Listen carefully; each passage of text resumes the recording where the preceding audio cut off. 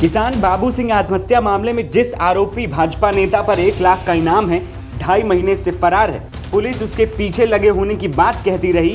वो बाकायदा मीडिया के सामने आकर प्रेस कॉन्फ्रेंस कर रहा है और पुलिस मूक दर्शक बनी है। जी हाँ, आशु दिवाकर पुलिस के लिए तो पाताल में छिप गया है, जिसे वो खोज नहीं पा रही है, लेकिन शायद ढूंढने में ही कोई खोट है, क्योंकि वो तो सबके सामने आकर खुद के बेगुनाह होने की सफाई दे रहा है। शुक्रवार को आशु दिवाकर ने प्रेस कॉन्फ्रेंस कर सपा मुखिया अखिलेश यादव को ही इसके पीछे का मास्टरमाइंड बता दिया और साथ में सपा नेताओं को चैलेंज भी दिया कि अगर वो दोषी नहीं निकला तो इस मामले में जो भी सपा नेता बातें कर रहे हैं वो अपनी प्रॉपर्टी का 1/4 हिस्सा उनकी बेटियों के नाम कर दे, और अगर मैं दोषी निकला तो अपनी पूरी प्रॉपर्टी बाबू सिंह कुशवाहा की बेटियों के नाम कर दूंगा। आश्चर्य की बात, अखिलेश यादव उन्हीं को सबका नेता बना के भेजते, जाओ जांच करो जाके। और ऐसे लोग पीडीए की रैली भी माती में करते हैं। ये पिछड़े दलितों को न्याय दिलाएंगे। जो सबसे गरीब पिछड़ा था बाबू सिंह, जो बहुत गरीब व्यक्ति था, उसकी जमीन को छीन लिया। जो और चूंकि मुझसे तो व्यक्तिगत चिढ़ने का कारण अखिलेश यादव जी का है। मैंने किसी से चुनाव लड़ा, ऐतिहासिक मैं चुनाव हारा, लेकिन मैंने ऐतिहासिक वोट प्राप्त किए, सर्वाधिक पोलिंग बूथों पे जीता। उनकी वहां की जमीन हिली, एक दलित उनसे बर्दाश्त हो नहीं सकता है। पीडीए की बात करते हैं, और मैं तो कह रहा हूं ऑन द डॉक्यूमेंटेशन आओ। और आपके सामने मैं फिर से एक चुनौती देता हूं उनको, यदि बाबू सिंह की जमीन का एक टुकड़ा, एक पैसा, एक लालच मुझ पे साबित हो जाए, मेरे 2 बच्चे हैं, मैं अपनी सारी प्रॉपर्टी उनके बच्चों के नाम, बाबू सिंह के बच्चों के नाम पे कर दूंगा।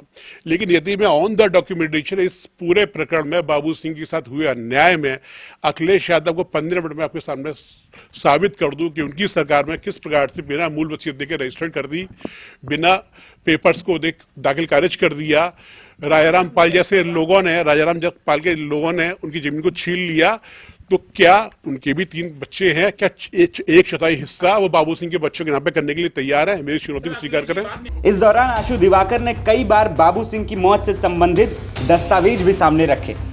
आशु दिवाकर ने कहा कि बाबू सिंह का परिवार वर्तमान में नरेंद्र यादव के संपर्क में है, और उन्होंने कहा कि इस मामले में जो भी सपा नेता अगुवाई कर रहे हैं, एक बार उनकी भी कॉल डिटेल की जांच होनी चाहिए। मुझे न्यायपालिका में भरोसा है। न्यायपालिका में मेरा जो है चल रहा है, पेपर सबमिट कर रहे हैं। जो रक्षक था उसको भक्षक बना दिया, जो भक्षक थे जिन्होंने मिलकर खींचा, आपने ना वो पेपर्स दिखाए, आप पेपर्स को गौर करिए, और वही लोग आज उनके घर में। मैं तो एक ही बात कहता हूं, आप जो नरेंद्र यादव हो गए, दीपक यादव हो गए, और ये जो अभिमन्यु गुप्ता हो गए, इन सबकी कॉल डिटेल निकालना, अपनी डिटेल निकालना, आपको क्लियर हो जाएगा। बाबू सिंह की हत्या किसने करी है? अभी मैंने विषय बताया तो आपको। 80 दिन हो गया, लगता है कि उनकी हत्या की गई, आपको फंसाया गया?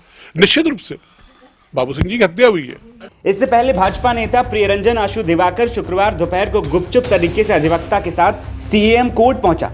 अपने शपथ पत्र के साथ पुलिसिया कार्रवाई पर 5 दिसंबर तक रोक संबंधी हाई कोर्ट का आदेश कोर्ट में दाखिल किया।